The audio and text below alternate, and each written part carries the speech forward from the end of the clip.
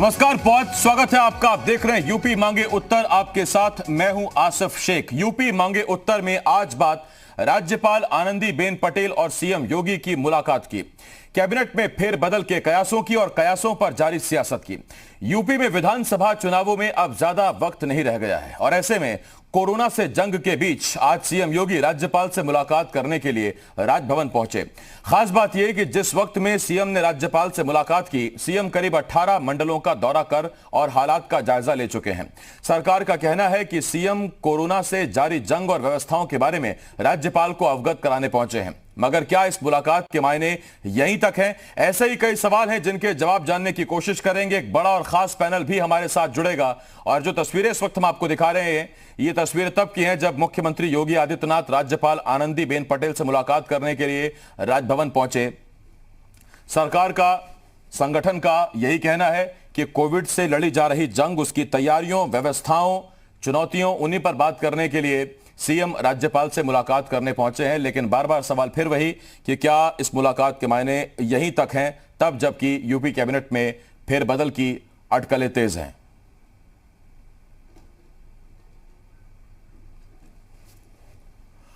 उधर सीएम की राज्यपाल से मुलाकात के बाद बीजेपी का क्या कहना है और विपक्ष इन कयासों पर क्या कह रहा है, जरा आपको सुनवाते हैं। उत्तर प्रदेश के मुख्यमंत्री जी चाहे राज्यपाल से मिले या राष्ट्रपति जी से मिले, उत्तर प्रदेश के अंदर में प्रभु राम के बच्चे और बच्चियां बिना ऑक्सीजन के तड़प तड़प के मर गए। प्रभु राम के बच्चों का पार्थिव शरीर नदी में तैरता नजर आया। प्रभु राम के बच्चों का पार्थिव शरीर नदी के किनारे जानवर नौचते नजर आए। इसलिए इस बार प्रभु राम ने यह तय कर लिया है कि भारतीय जनता पार्टी को उत्तर प्रदेश में नहीं जीतने देना है। इस बार 2022 में भारतीय जनता पार्टी को हराने का काम प्रभु और प्रभु के बच्चे करेंगे। अनुराग भदौरिया को सुन रहे थे आप, प्रवक्ता समाजवादी पार्टी के। विपक्ष आरोप लगा रहा है कि मुलाकातें हो जाने दीजिए, बातें हो जाने दीजिए, लेकिन जो हालत यूपी की कर दी है उसके बाद अब प्रभु राम के बच्चे ही बताएंगे अगले चुनाव में। ये विपक्ष का कहना है, विपक्ष का दावा है। यानी विपक्ष को कोई इससे खास फर्क पड़ता नहीं कि कैबिनेट विस्तार हो ना हो, लेकिन विपक्ष हमेशा की तरह सरकार पर हमलावर है। और इस पर बीजेपी के प्रवक्ता मनीष शुक्ला ने क्या कहा है, आपको सुनवाते हैं। मुख्यमंत्री चुनी हुई सरकार के मुखिया होते हैं और राज्यपाल प्रदेश के संवैधानिक प्रमुख होते हैं और तमाम सरकार के कामों के लिए और दैनंदिनी के कामों के लिए दोनों प्रमुखों का आपस में मिलना जुलना लगा रहता है। बड़े सधे शब्दों में मनीष शुक्ला ने कहा संवैधानिक प्रमुख होते हैं राज्यपाल और चुनी हुई सरकार के मुखिया होते हैं मुख्यमंत्री, और ऐसे में दोनों मुखियों का आपस में मिलना जुलना लगा रहता है। ना कैबिनेट फेरबदल पर कोई इशारा, ना उस पर कोई उसे दरकिनार किया, ना उसे स्वीकार किया। तो पार्टी तो फिलहाल अभी इस पर कुछ खुलकर बोल नहीं रही है, लेकिन उन कयासों, अटकलों और सुगबुगाहटों का क्या जो इस वक्त सियासी फिजाओं में जबरदस्त तौर पर तैर रही हैं। हमारे साथ एक खास पैनल जुड़ेगा, लेकिन सबसे पहले मेरे सहयोगी पवन सेंगर इस वक्त लखनऊ से हमारे साथ जुड़े हुए हैं। पवन, आपके पास आ रहा हूं और पवन के पास मैं जाऊं। पूरा पैनल जो हमारे साथ जुड़ा है मैं इंट्रोड्यूस करा दूं। हमारे साथ समाजवादी पार्टी की तरफ से प्रवक्ता अनुराग भदौरिया जी, बीजेपी की तरफ से प्रवक्ता नवीन श्रीवास्तव जी हमें ज्वाइन कर रहे हैं, कांग्रेस की तरफ से अजय वर्मा जी और राजनीतिक विश्लेषक के विक्रम राव साहब हमें ज्वाइन कर रहे हैं। पवन, हमने सुना अभी मनीष शुक्ला कह रहे हैं संवैधानिक प्रमुख होते हैं राज्यपाल, चुनी हुई सरकार के मुखिया होते हैं मुख्यमंत्री। ऐसे में दो प्रमुखों का आपस में मिलना जुलना लगा रहता है और उसके बाद उनका बयान खत्म हो गया। पार्टी खुलकर कुछ बोल नहीं रही है, उधर सियासी फिजाओं में सवाल पूरी रफ्तार से तैर रहे हैं। बात बिल्कुल साफ है क्योंकि मुख्यमंत्री योगी आदित्यनाथ अपने दौरे के बाद सीधे लखनऊ आए, उसके बाद राज्यपाल महोदया से आज मुलाकात करने गए। राज्यपाल महोदया भी आज ही लखनऊ पहुंची हैं। दोनों लोगों के बीच में 50 मिनट की मुलाकात हुई है। निश्चित तौर पर मुख्यमंत्री 18 मंडल के दौरा करने के बाद राज्यपाल महोदय से मुलाकात किए हैं, विष्णु पुराण पुस्तक उनको भेंट किया और जो कोविड प्रबंधन है उसके बारे में रिपोर्ट सौंपी, जानकारी दी। ये बात बिल्कुल सही है, लेकिन उसके पीछे जब बैकग्राउंड में आप जाएंगे तो एक बात बिल्कुल साफ है कि ए.के. शर्मा उत्तर प्रदेश आते हैं, एमएलसी बनते हैं, एमएलसी बनने के बाद कोविड प्रबंधन में पूरे पूर्वांचल की जिम्मेदारी एक तरीके से वो संभालते हैं। बनारस में जब प्रधानमंत्री की मीटिंग होती है तो सेंटर चेयर पे बैठते हैं, उसके बाद वो लखनऊ आते हैं, मुख्यमंत्री से मुलाकात करते हैं, दिल्ली जाते हैं। दत्तात्रेय हौसबोले जी लखनऊ आते हैं, उनको मुंबई जाना होता है, लेकिन उस दिन मुंबई ना जाकर के एक दिन लखनऊ में रुकते हैं, उसके बाद यहां से सीधे तौर पे वो दिल्ली जाते हैं। रूटीन बताया जाता है कि लखनऊ उनका केंद्र है, रूटीन है, लेकिन जो टाइम उनको मुंबई में देना था वो लखनऊ में देकर के दिल्ली गए। अरविंद शर्मा इस समय, एके शर्मा जो एमएलसी हैं वो दिल्ली में हैं, अपने पुराने सरकारी आवास में हैं, और एक तरीके से उनको एडजस्ट करना कहीं से ये नहीं लगता है कि उनको सरकार एडजस्ट नहीं करेगी, क्योंकि वीआरएस लेकर के वो उत्तर प्रदेश आते हैं, प्रधानमंत्री के करीबी होते हैं और अभी तक केवल एमएलसी के पद के अनुसार वो काम कर रहे हैं। लिहाजा ये बात बिल्कुल नहीं पचती कि वो लखनऊ में आने के बाद उनको सरकार में शामिल या बड़ी जिम्मेदारी उनको न दी जाए। तब ये अटकलें और तेज हो जाती हैं जब मुख्यमंत्री 50 मिनट तक मुलाकात करते हैं, क्योंकि इससे पहले इतनी लंबी बैठक राज्यपाल महोदया के साथ कभी भी मुख्यमंत्री का नहीं हुआ है। अगर देखा जाए जितने भी शिष्टाचार भेंट राज्यपाल महोदया से उत्तर प्रदेश के मुख्यमंत्री का हुआ वो मैक्सिमम आधे घंटे तक रहा, लेकिन 50 मिनट की बैठक हुई है। निश्चित तौर पे तमाम सारी बातें हुई होंगी, और जो संगठन और सत्ता में परिवर्तन की खबरें लगातार आ रही हैं उस पर किसी बड़े नेता का एक रिएक्शन न देना, यानी ना तो खंडन करना और ना ही किसी तरीके से उसको एक तरीके से उसके बारे में कुछ बात करना, यह दर्शाता है कि कुछ न कुछ खिचड़ी जरूर पक रही है, कुछ न कुछ रिएक्शन जरूर है। अब इस मुलाकात के बाद अब साफ होगा कि वास्तव में जिस विस्तार की चर्चा लगातार हो रही है और लगातार भारतीय जनता पार्टी के कार्यकर्ता नेता इसके बारे में जानकारी भी ले रहे हैं, लेकिन शीर्ष नेतृत्व तो नहीं बोल रहा है। ये निश्चित तौर पे इस बात को दर्शाता है कि आने वाले वक्त में संगठन और सत्ता, चूंकि मुख्यमंत्री सत्ता प्रमुख है और वो राज्यपाल महोदया से मुलाकात करके गए हैं, तो सत्ता में परिवर्तन और संगठन में परिवर्तन, इसलिए मैं जिक्र कर रहा हूं क्योंकि 2022 का चुनाव नजदीक है और पंचायत चुनाव अभी कंप्लीट नहीं हुआ है। लिहाजा किसी भी नेता, किसी भी मंत्री को सरकार नाराज नहीं कर सकती, क्योंकि जातिगत समीकरण उत्तर प्रदेश में हावी रहता है और अंतोगत्वा चाहे जितना भी आप विकास की बातें कर लें, अगर जातिगत समीकरण सही नहीं बैठेगा तो आप चुनाव नहीं जीत सकते, और इस बात को भारतीय जनता पार्टी बखूबी जानती है। लिहाजा जो भी कदम उठाया जाएगा बहुत बड़ा विस्तार नहीं हो सकता। इसके ये प्रमाण इसलिए क्योंकि 2022 एकदम सर पे है, और जिस तरीके से पंचायत चुनाव में डिबेट को नया एंगल दिया पवन, और सवाल इस बात को लेकर कि क्या ये मुलाकात फिर बदल को लेकर है या विस्तार को लेकर है। दोनों शब्द हैं तो आसपास के, लेकिन अंतर बहुत बड़ा है। मैं लौट रहा हूं पवन आपके पास। इस वक्त के विक्रम राव साहब हमारे साथ जुड़े हुए राजनीतिक विश्लेषक हैं। विक्रम राव साहब, तब जबकि चुनाव सिर पे हो तो सरकारें फेरबदल की तरफ कम बढ़ती हैं, विस्तार की तरफ ज्यादा बढ़ती हैं। वैसे भी 6 सीटें अभी खाली हैं। आपको लगता है कि 50 मिनट की मुलाकात सिर्फ कोविड से लड़ी जा रही जंग, व्यवस्थाओं, खामियों, चुनौतियों पर केंद्रित रही होगी? नहीं, इससे विस्तार पे बातचीत ही होगी। आसिफ भाई बताऊं आपको, जब राज्यपाल से मुलाकात करते हैं मुख्यमंत्री तो कई विषयों पर चर्चा होती है। 18 मंडलों के दौरे के बारे में तो बताया होगा, और ये जरूर कहा होगा कुछ नए मंत्रिमंडल नए चेहरे लाए, क्योंकि काफ़ी डेड वुड जो पुरानी लकड़ी है उसको काटना ज़रूरी हो जाता है। यूपी उत्तर प्रदेश में कोई नया चेहरा नहीं आया है, परिवर्तन नहीं आया है, असफल मंत्री को हटाया नहीं गया है, तो ये सब चीज़ें भी तो पिछले कई महीनों से, कई सालों से चल रही हैं। और जिनका निधन हो गया है, 7 से अधिक वैकेंसीज हैं, तो स्वाभाविक है कि परिवर्तन की बात हो, परिवर्तन नहीं कम से कम विस्तार की बात हो रही होगी। कुछ को हटाया जाएगा, कुछ को जोड़ा जाएगा, ये तो राजनीतिक प्रक्रिया है, इसमें कुछ अजूबा नहीं है। सिर्फ प्रश्न ये है कि इतनी देर क्यों हो गई। ये सब पिछले साल ही हो जाना चाहिए था, खासकर जब कुछ चुनाव में असफलता रही कुछ जगह, तब तो बहुत ज़रूरी हो गया था ये। तो मुझे लगता है 1-2 दिन में कुछ परिवर्तन होना चाहिए। ठीक, मैं विक्रम सर लौट रहा हूं आपके पास। अब जरा हम बाकी हमारे जो सियासी मेहमान हैं उनके पास चलते हैं। नवीन श्रीवास्तव जी, 2 जिक्र हुए। मेरे सहयोगी पवन ने कहा कुछ ना कुछ तो खिचड़ी पक रही है। विक्रम साहब कह रहे हैं कि पुरानी जो लकड़ियां उन्हें काटने का वक्त आ गया है। सर, मतलब वक्त आ गया है, खिचड़ी किनको मिलेगी और कुछ लकड़ियां भी काटी जाएंगी क्या? देखिए आसिफ भाई, विक्रम राव साहब उत्तर प्रदेश के सबसे वरिष्ठ पत्रकारों में हैं जी। उन्होंने जो बातें कही वो एक पत्रकार के हैसियत से कही, लेकिन मैं एक बात बताना चाहता हूं कि देखिए, ये हमारे मुख्यमंत्री जी का लोकतंत्र पर विश्वास है। लोकतंत्र की जो परंपरा है, स्वस्थ परंपरा कि राज्य का मुख्य चुना हुआ मुख्यमंत्री संवैधानिक प्रमुख से समय समय पर मिलता है, उसको अपने सरकार के कामकाज, जन कल्याणकारी योजनाओं, कार्यक्रमों के विषय में अवगत कराता है। और आप देख लीजिए, मुख्यमंत्री योगी आदित्यनाथ पहले भी हर महीने कुछ समय अंतराल पर माननीय महामहिम राज्यपाल महोदया से मिलते रहे हैं। क्योंकि महामहिम के पास 2 राज्यों का चार्ज है, वो 15 दिन से उत्तर प्रदेश में नहीं थी, आज वो आई है। और आज ही मुख्यमंत्री जी कोरोना संक्रमण से ठीक होने के बाद जो पूरे उत्तर प्रदेश का दौरा कर रहे थे, 18 मंडल का दौरा करके वापिस आए। तो निश्चित रूप से आज हमारे सामने जो सबसे बड़ी चुनौती है, सबसे बड़ा जिस पर हम मेहनत कर रहे हैं, वह है कोरोना प्रबंधन को ठीक करना।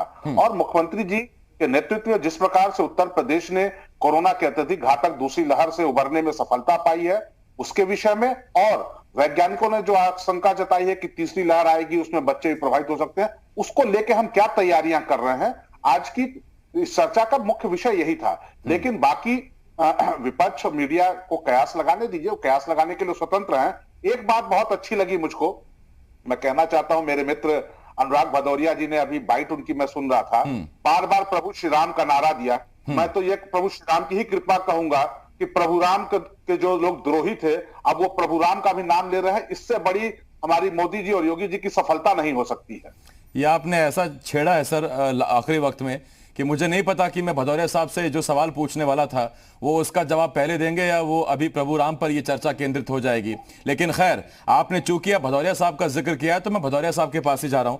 भदौरिया साहब, अभी अभी नवीन श्रीवास्तव साहब ने कहा कि देखिए, मुलाकात तो कोविड व्यवस्थाओं प्रबंधन को लेकर ही हुई है, बाकी कयास मीडिया और विपक्ष लगाता रहे। तो किसी भी सरकार में विस्तार, फेरबदल, कैबिनेट, ये मुख्यमंत्री का विशेषाधिकार होता है, जिसे मर्जी मंत्री बनाए, जिसे मर्जी ना बनाए। इसमें असंवैधानिक तो कुछ है नहीं, तो कोई क्यों खुलकर नहीं बता पा रहा है, ना इसे खारिज कर पा रहा है, ना स्वीकार कर पा रहा है, और कह रहे हैं कि विपक्ष अटकलें लगा रहा है। बाकी प्रभु श्री राम का जिक्र किया है, आपकी मर्जी, आप उसे पहले उसमें शामिल करना चाहें या मेरे सवाल का जवाब पहले देना चाहें? मैं दोनों का जवाब दे देता हूं आपको। देखिए, अब भारतीय जनता पार्टी के मन में चोर है। जिसके मन में चोर होता है वो कहता है विपक्ष अटके, विपक्ष बोल ही नहीं रहा भैया, विपक्ष ने कहा बोला। आपके मन में चोर है, आप अपनी बात नहीं तो पत्रकार के ऊपर डाल रहे हो, किसी ऊपर मत डालो। जनता की चिंता करो, आम जनता जिन्होंने आपको चुना था उनकी चिंता करो। उनके बारे में तो आप सोचते नहीं हो, उनके बारे में तो आपसे मीडिया मार्केटिंग करने की बात करते हो। जिस तरह से उत्तर प्रदेश के मुख्यमंत्री जी 18 मंडल में घूमे, 18 मंडल में गए, हेलीकॉप्टर से गए, हेलीकॉप्टर से उतरे, कहते ना हवा में गए, हवाई बातें हुई, फिर हवा में उड़ गए, धूल मिली, जनता बेचारी धूल में सन गई। मिला क्या वहां पे? ढाक के 3 पात। वहां पे कहीं कोई व्यवस्था बनाई आपने? कुछ ऐसा कर दिया कि आप गए थे तो वहां पे गए और आपने अधिकारी की नजरों से देखा, हाँ सब ठीक है, हाँ दवा मिल गई, क्या हो गया? अधिकारी ने जल्दी से जिस गांव में आप गए, जल्दी उस गांव में थोड़ी व्यवस्था कर दी। उसके बाद आप उड़ के चले गए वापस, वहां ताला लग गया। अगर कटवारा है चले जाइए बगल में, जहां गए वहां आपने सजाया धजाया सब कुछ किया, और जैसे उड़ के गए वैसे वहां पे ताला लगे पाए गए। इसके मतलब क्या है? इसके मतलब आपने कोई व्यवस्थाएं नहीं की है। आपने व्यवस्थाएं की होती तो गांव में लोगों की मौतें नहीं हो रही होती। और जहां तक की बात मैंने बोला है कि अब तो प्रभु के बच्चों के साथ आपने अन्याय किया है ना। प्रभु के बच्चे बच्चियां बिना ऑक्सीजन के तड़प के मर गए हैं, प्रभु बिना ऑक्सीजन के। और उनके बच्चे कैसे नदियों में तैरे हैं, पार्थिव शरीर उनका कैसे जानवर नोचते नजर आए हैं। इसीलिए उन्होंने आपको अयोध्या से भगा दिया, अयोध्या से हरा के भगाया आपको बुरी तरह से। इसी तरह से आपको बाबा काशी ने हरा के भगाया, इसी तरह त्रिवेणी बाबा ने भी भगाया।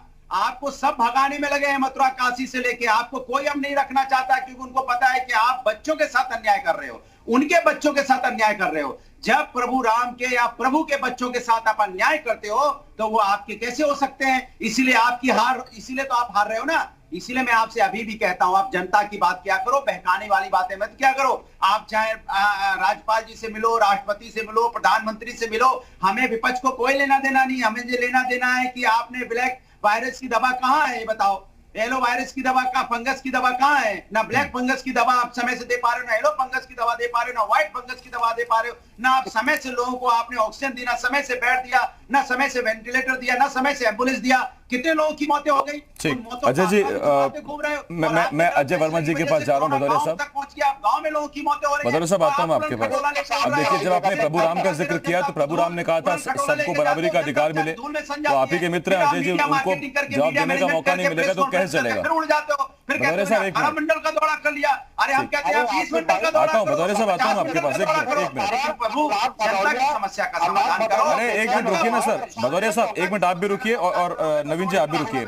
अजय जी आपके पास आ रहा हूं। पेट्रोल जलाने से क्या फायदा? अरे अनुराग जी एक मिनट, नवीन साहब एक मिनट आप भी रुकिए सर। अजय जी आपके पास आ रहा हूं। तो अजय जी, इसका मतलब ये कि क्या ये सिर्फ कयास विपक्ष की तरफ से लगाए जा रहे हैं? क्या सिर्फ मीडिया तक ये खबरें सीमित हैं, अंदर खाने कोई खिचड़ी नहीं? आप तक भी, क्योंकि आप विपक्ष में हैं, आप तक भी सारी चीजें पहुंचती हैं, आप भी नजर रखते हैं सरकार के कामकाज पर, क्या ऊंच नीच हो रही है, क्या क्या चीजें चल रही हैं? सिर्फ यहीं तक केंद्रित है क्या ये चीजें? देखिए, सबसे पहले तो मैं ये बता दूं इस चैनल पर आपके पे, ये हाथी के दांत खाने के ओर है, दिखाने के ओर। समझ रहे हैं आप? अभी पीछे आपने न्यूयॉर्क टाइम्स पे देखा होगा घड़ियाली आंसू, और आज आपने देखा होगा कि ये योगी साहब जो मिलने गए, ये तो इनका संवैधानिक अधिकार है कि राष्ट्रपति से मिले, प्रधानमंत्री से मिले, या गवर्नर साहब से मिले, या आम जनता से मिले। लेकिन ये आम जनता से नहीं मिलते हैं, क्योंकि आपने उत्तर प्रदेश में कोविड का जो हाल देखा, पूरे संसार ने देखा। और आज न्यूयॉर्क टाइम्स ने कहा भी है, उसके 10 विशेषज्ञ टीमों ने और सीरो सर्वे ने, कि हिंदुस्तान में शायद 40 लाख से ज्यादा मौतें हुई हैं और करीब 42 लाख से ज्यादा कोरोना के केस आए हैं। New York times. अच्छा, अब आप कहेंगे नहीं साहब, आप विदेशी मीडिया, नहीं, ये तो मुझे सवाल आपसे पूछना था अजय। पिछली बार भी जब आप और मैं साथ बैठे हुए थे, तब भी आपने न्यूयॉर्क टाइम्स का, आपने टेलीग्राफ का जिक्र किया था। मैं तो ये पूछूं सर, देश की मीडिया पर भरोसा नहीं है आपको, या आप देखते नहीं है, पढ़ते नहीं है सर? क्योंकि आपने आज शायद दूसरी या तीसरी बार मेरे सामने नाम लिया है इन अखबारों का। बताने जा रहा हूं जी, मैं यही बताने जा रहा हूं।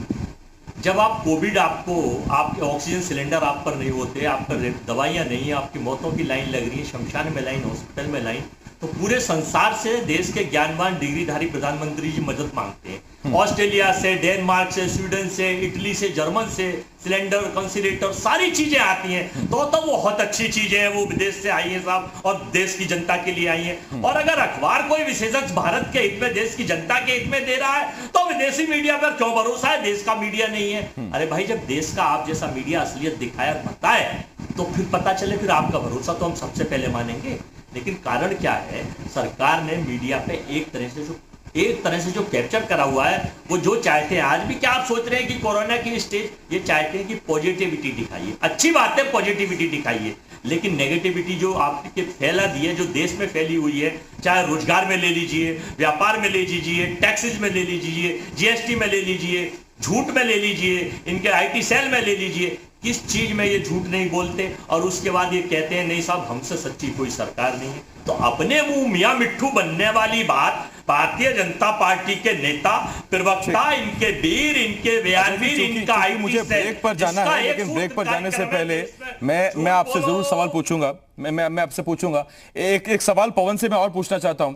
पवन, वही सवाल जो मैंने अनुराग भदौरिया जी से पूछा था, वो सवाल मैं आपके पास लेके आ रहा हूं कि क्या वजह है, क्यों सरकार या संगठन ना तो खुल के इसको इनकार कर पा रहे हैं, ना से स्वीकार कर पा रहे हैं? अगर कैबिनेट विस्तार या फेरबदल की अटकलें हैं भी, तो ये किसी भी सरकार में उसका अधिकार है, मुख्यमंत्री का अधिकार है, सरकार का अधिकार है, इसमें कुछ गलत नहीं, कुछ अनैतिक नहीं, कुछ असंवैधानिक नहीं है। फिर क्यों इतनी असमंजस की चीजें हैं, अभी तक खुलकर नहीं आई चीजें? देखिए, दो बातें हैं, खासतौर से विस्तार से पहले जब ये खबरें आने लगती हैं कि विस्तार होने वाला है, संगठन में फेरबदल होने वाला है, तो अगर नेतृत्व या जो पार्टी के नेता हैं अगर उसको स्वीकार करेंगे, तो निश्चित तौर पे उनके पास अप्रोच, और तमाम सारे लोग दिल्ली से लेकर के लखनऊ तक भागदौड़ शुरू कर देंगे, अपनी अपनी गोटियां सेट करने लगते हैं, और कहीं ना कहीं अपने को एडजस्ट करने के, जातिगत समीकरण को लेकर के, आने वाले चुनाव में अपनी महत्व भूमिका निभाने को लेकर के तमाम भागदौड़ शुरू होती है, इसलिए पार्टियां बचती हैं। दूसरी बात कि ये विस्तार एकदम चुनाव के करीब होने जा रहा है, पंचायत चुनाव अभी कंप्लीट नहीं नहीं हुआ है, उसके आफ्टर इफेक्ट्स क्या हो सकते हैं, ये भी शीर्ष नेतृत्व को सोचना है। क्योंकि जो पंचायत चुनाव हुआ है उसमें अगर देखा जाए तो एक तरीके से विपक्षी पार्टी यानी समाजवादी पार्टी और भारतीय जनता पार्टी में कांटे की टक्कर रही है। और आने वाले समय में चूंकि महत्वपूर्ण आम विधानसभा का चुनाव है, लिहाजा ये मैसेज सत्ता पक्ष के खिलाफ न जाए, इन तमाम बातों को ध्यान में रखते हुए सारे समीकरण देखने होते हैं। और ये मुख्य वजह है कि जो पार्टी का शीर्ष नेतृत्व है या जो बड़े नेता हैं वो चुप्पी साधे हुए हैं, ताकि समीकरण पूरी तरीके से फिट हो जाए। सभी तरीके से सभी को अगर एक एडजस्ट किया जाए, यानी सत्ता से अगर किसी को निकाला जाता है तो उसको संगठन में एडजस्ट किया जाए, अगर संगठन से उसको निकाला जाता है तो सत्ता में एडजस्ट किया जाए, तब जाकर के आने वाले चुनाव में संगठन में एडजस्ट किया जाए। अगर संगठन से निकाला जाए तो सत्ता में एडजस्ट किया जाए। दरअसल जो कयास या जो संभावनाएं जो इस वक्त सियासी फिजाओं में हैं, उनकी हेडलाइंस ही इसे आप कह सकते हैं, जो आपके आखिरी 2 शब्द थे। इस पर खैर नवीन जी से मैं कुछ निकलवाने की कोशिश करूंगा, अगर बता दें वो। छोटे से ब्रेक के लिए फिलहाल तो जाना होगा। बहुत बहुत धन्यवाद आपका। बाकी मेहमान हमारे साथ लगातार जुड़े हुए हैं। एक बहुत छोटा सा ब्रेक है, लेकिन ब्रेक के बाद भी मुद्दा इसी पर है, चर्चा इसी पर है। जल्द लौट रहे हैं।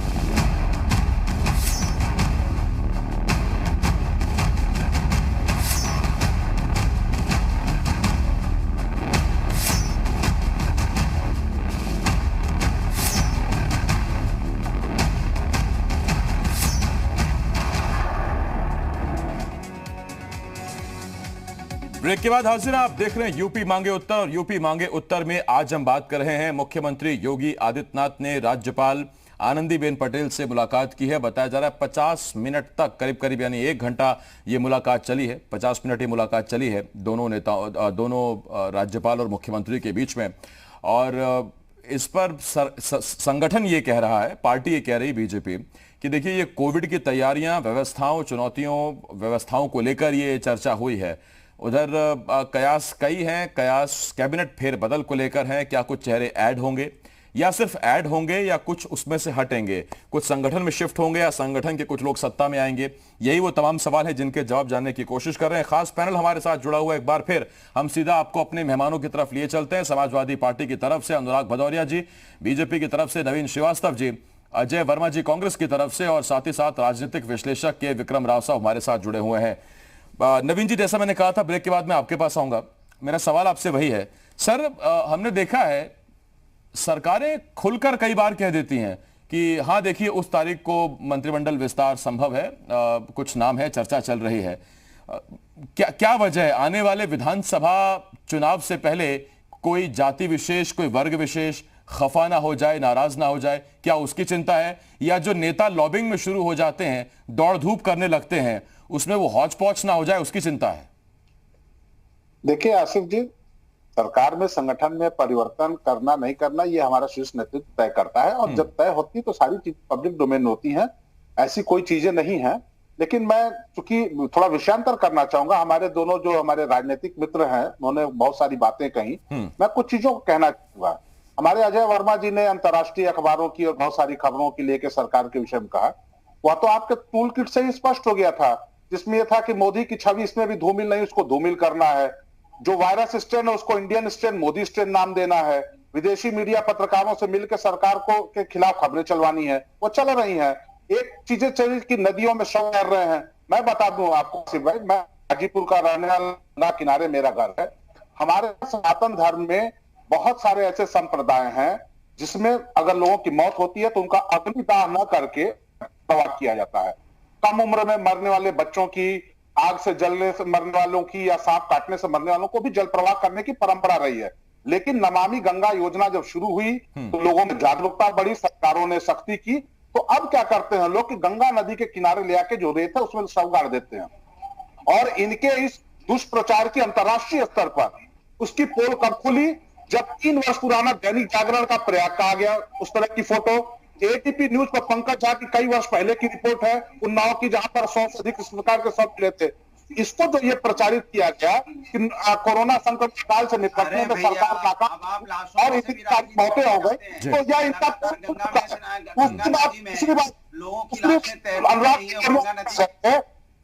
आपकी हार हुई, जीत हुई। अनुराग भदौरिया जी, 2020 में जब उत्तर प्रदेश में 7 विधानसभा के उपचुनाव हुए थे तब आपके नेता बड़े बड़े कह रहे थे कि ये सेमीफाइनल है, और जब सिर्फ एक जीते तो चुप हो गए। अभी परिणाम आने दीजिए, चिंता मत करिए। 2019 में भी आप बहन जी मिलकर लड़े थे, तब भी परिणाम सामने है। देखिए नवीन जी, जब आप उपचुनावों का जिक्र कर रहे हैं तो जाहिर बात है कि सियासत में किसी भी तरह के चुनाव हो, उनमें मिली जीत हार पर भी सियासी फैसले लिए जाते हैं। तो ये कोई हाल फिलहाल के चुनाव से भी कुछ संबंधित है क्या, ये जो अटकलें और कयास हैं? आसिफ भाई देखिए, विपक्ष और विशेषकर अनुराग भदौरिया जिस प्रकार से पंचायत चुनाव के परिणाम आए और अश्वत्थामा मारा गया, नरोवा कुंजरों की तरह से बड़बोलापन दिखाए, इन्होंने यह नहीं बताया कि पिछली बार यानी जब चुनाव हुए थे 2015 में तो इनके कितने प्रत्याशी जीते थे। आधी से अधिक इनकी संख्या घट गई, लेकिन वो नहीं बताएंगे। भारतीय जनता पार्टी पहली बार अपने प्रत्याशियों को खड़ी की थी और हमने बड़ी संख्या में अपने प्रत्याशी जीत के आए।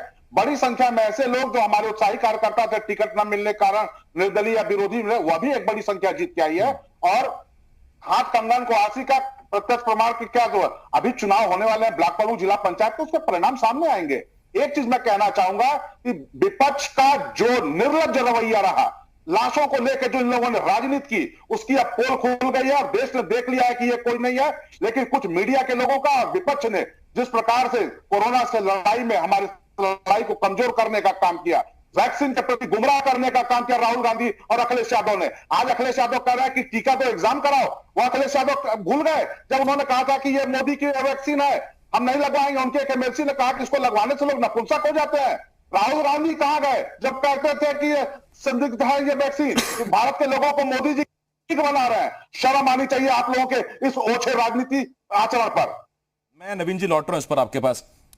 भदौरिया साहब आपके पास आऊंगा, अजय जी आपके पास आऊंगा, लेकिन विक्रम साहब पहले आपके पास आ रहा हूं। और विक्रम सर, मेरा आपसे सवाल यही सर, जब शवों का जिक्र हो रहा है, परंपराओं का, सनातन धर्म का जिक्र हो रहा है, तो क्या वाकई पहले भी इतनी तादाद में शव मिलते थे या इस बार कुछ स्थिति अलग थी, इसीलिए विपक्ष बार बार सरकार को आरोपों के घेरे में लाता है? हालांकि चूंकि ये डिबेट में चाहता हूं कि फोकस रहे मंत्रिमंडल विस्तार की अटकलों पर, कयासों पर, लेकिन जिस तरह से खुद बीजेपी उन पर जवाब दे रही, विपक्ष सवाल पूछ रहा है, तो वो फिर एक अहम जवाब हो जाता है पहलू कि मैं आपसे इस सवाल का जवाब लूं।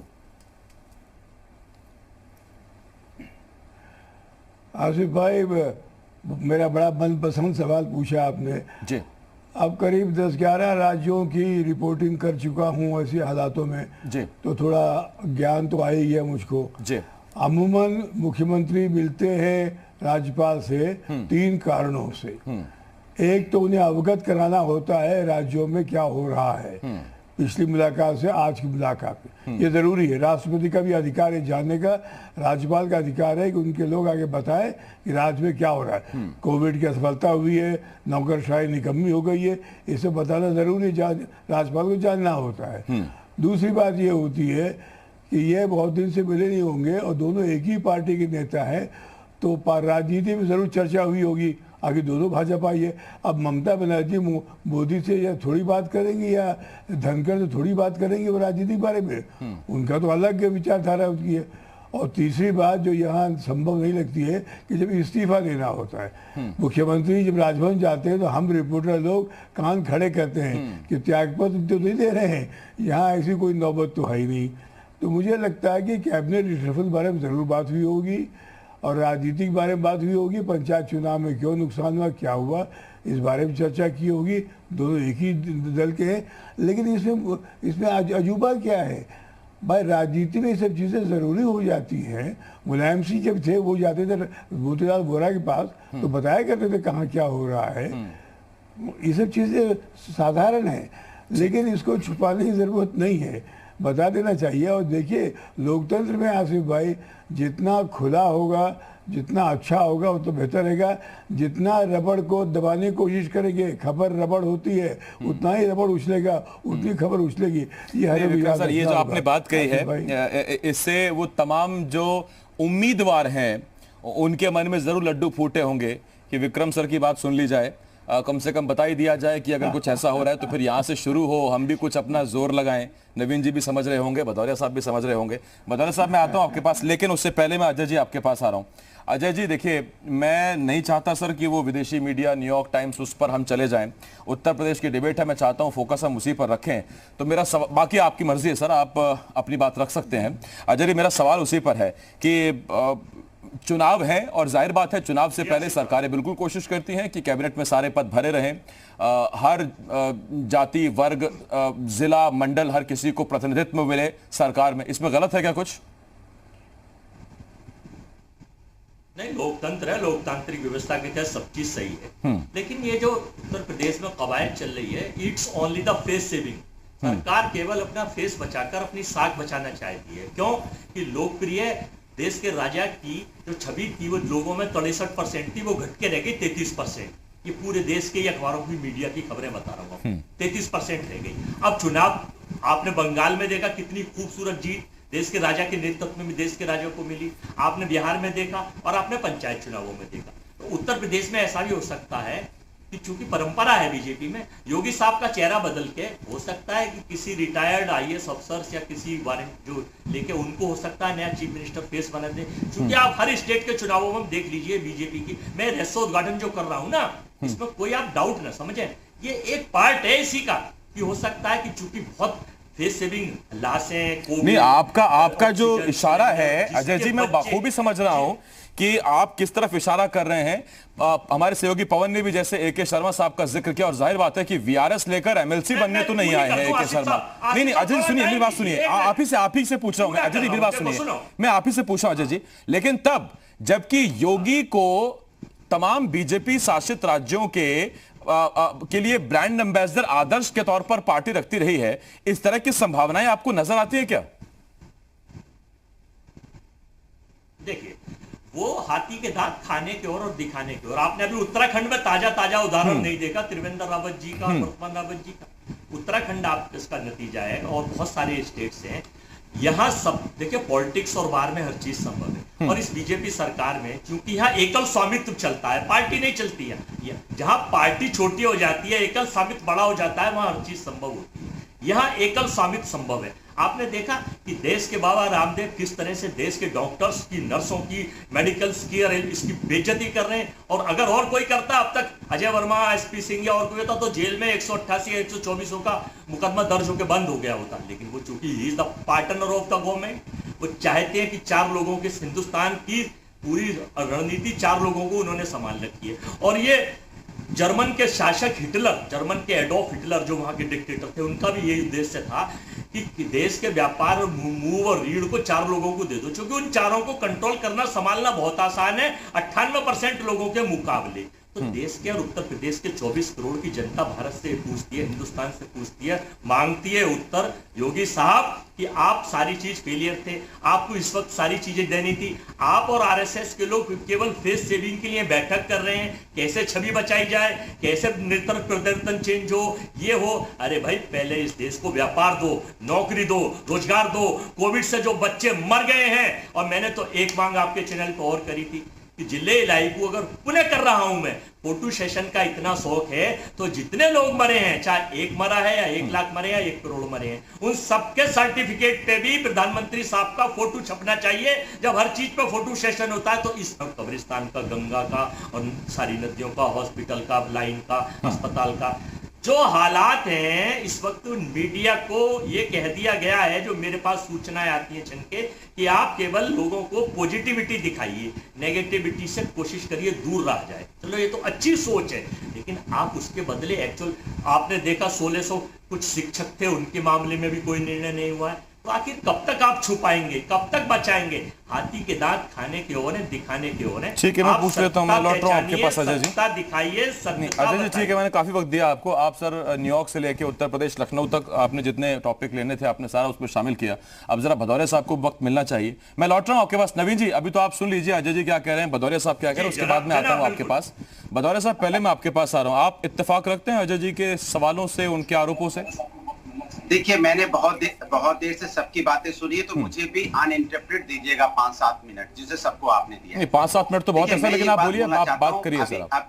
अभी बात हो रही थी कि लाशों पे राजनीति, तो इसकी मतलब जो रास्ते में बिना ऑक्सीजन के तरफ के जो लोग मर रहे थे, क्या वो राजनीति का हिस्सा था?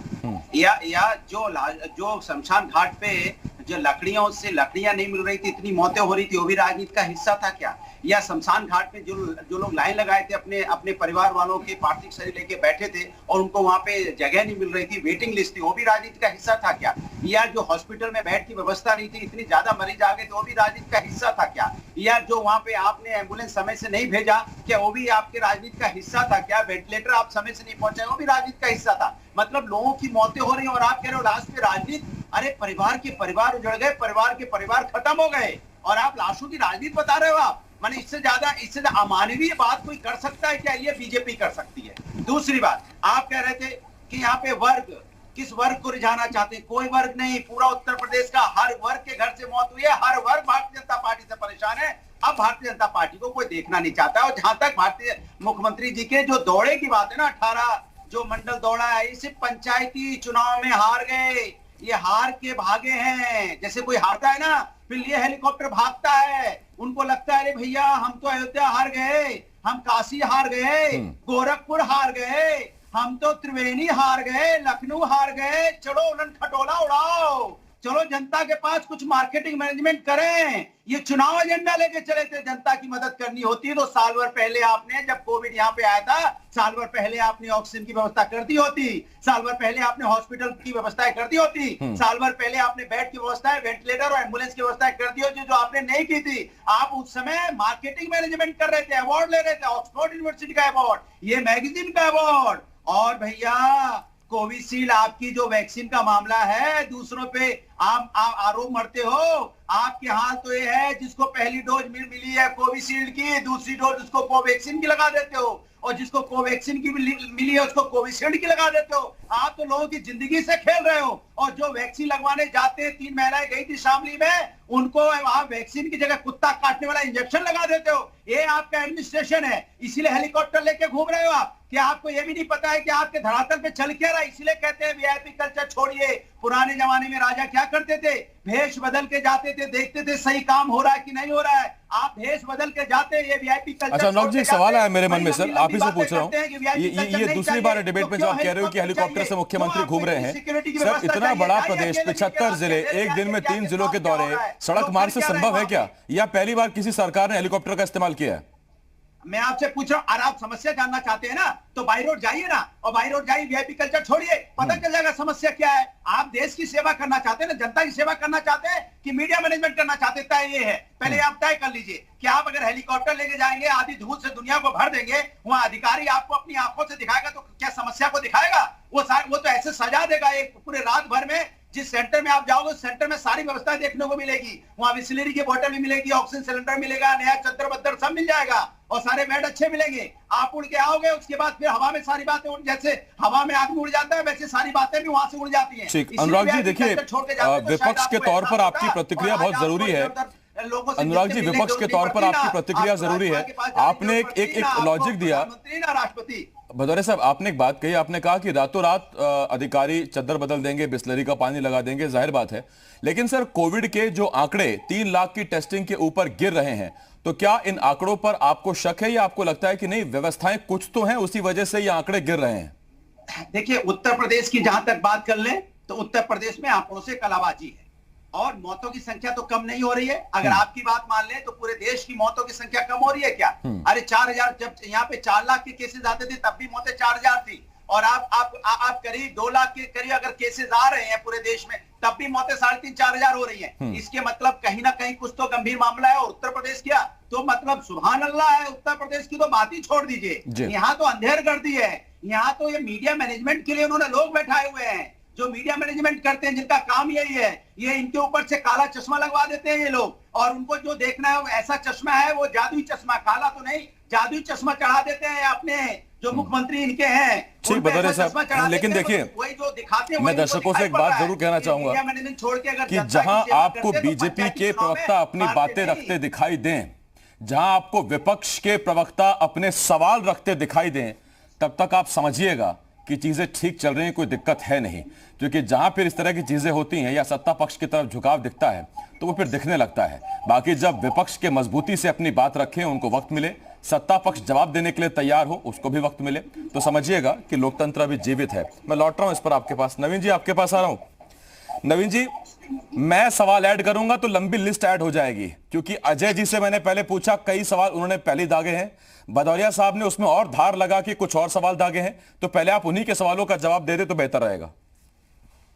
देखिए, अजय जी ने कहा कि उद्योग नहीं लग रहे हैं, रोजगार नहीं लग रहे हैं। निश्चित रूप से राजनीति जिनके लिए रोजगार था उसको तो जनता ने और हमारी सरकार ने समाप्त कर दिया है। जिनके लिए राजनीति उद्योग था, चाहे नकल के माध्यम से हो, चाहे भर्तियों में भ्रष्टाचार के माध्यम से हो, वो अभी जनता ने और हमारी दल ने बंद कर दिया। रही बात कोरोना पीरियड में मौतें हुई हैं, इस सच को कोई अस्वीकार नहीं कर सकता है। लेकिन आप एक बात बताइए, बार बार चर्चा होती है आसिफ जी कि उत्तर प्रदेश में पंचायत चुनाव हुए, इस नाते कोरोना इतना बढ़ गया गांव में। क्या महाराष्ट्र में पंचायत चुनाव हुए थे? क्या दिल्ली में पंचायत चुनाव हुए थे? महाराष्ट्र की आबादी उत्तर प्रदेश की आधी है, लेकिन वहां संक्रमित होने वाले और मौतों की दर 4 गुनी अधिक है। दिल्ली की आबादी उत्तर प्रदेश से 10 गुनी कम है, लेकिन मृत्यु हमसे ज्यादा 2 गुनी है। अभी भदौरिया जी बोल रहे थे कि पॉजिटिव होने वाले लोगों की संख्या तो घटी है, लेकिन मृत्यु में संख्या में कमी नहीं आई है। यह बात सच है कि मृत्यु के रेशियो में उतनी अभी कमी नहीं आई है जितनी पॉजिटिविटी में वृद्धि हुई है। रही बात, देखिए, बार बार विपक्ष कह रहा है कि आप आंकड़े छुपा रहे हैं। उत्तर प्रदेश में जब पिछले साल पहला मरीज आया था तो हम उत्तर प्रदेश में टेस्ट करने की स्थिति में नहीं थे। आज 3,67,000 टेस्ट हुए हैं, जिसमें 2.25 लाख जो है आरटीपीसीआर टेस्ट हुए हैं। तो क्या आरटीपीसीआर टेस्ट की रिपोर्ट सरकार दबा दे रही है? मौतें हुई हैं, कुछ दिक्कतें थी, उन दिक्कतों को हमने ठीक किया। दुनिया के सबसे संपन्न राष्ट्र अमेरिका, ब्रिटेन, इटली जो स्वास्थ्य सुधार में नंबर 1 है, वहां भी हमसे ज्यादा लोगों की मौत हुई।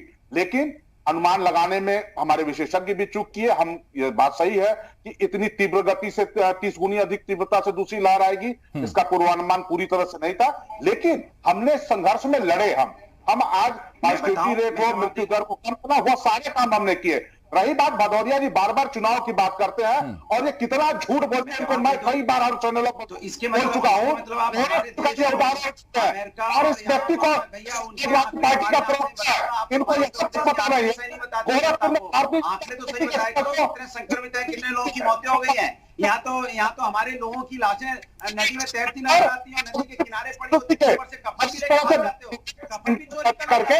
पता नहीं, मैं आप दोनों को नहीं सुन पा रहा। खैर, इससे पहले कि क्लोजिंग का वक्त हो जाए, कंक्लूजन का वक्त हो जाए, एक आखिरी टिप्पणी मैं विक्रम सर से लूंगा।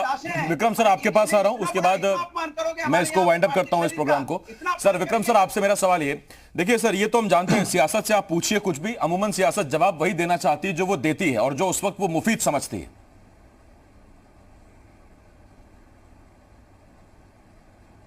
हाँ, बिल्कुल सच है, जो स्वाभाविक है। आत्मरक्षा तो विपक्ष हमला करेगा तो सत्ता पार्टी आत्मरक्षा तो करेगी ही। ये तो एक समीकरण रहा है राजनीति का, कोई नई चीज़ नहीं है। लेकिन यहाँ प्रश्न ये है कि मुख्यमंत्री की जो मुलाकात की है गवर्नर से, उसका मुद्दा क्या है। आंकलन लगेंगे, अटकलें होंगी, अनुमान लगाएंगे, लेकिन साफ बात है उनको कोविड के बारे में बताया गया होगा और नए मंत्रियों के बारे में चर्चा की गई होगी और ये भी कहा गया होगा कि पार्टी की तरफ से, दोनों एक ही पार्टी के, कि आने वाले चुनाव में क्या कुछ संकट हो सकता है। दोनों की पार्टी के डिस्कस कर सकते हैं। लोकतंत्र भारत को तानाशाही नहीं है।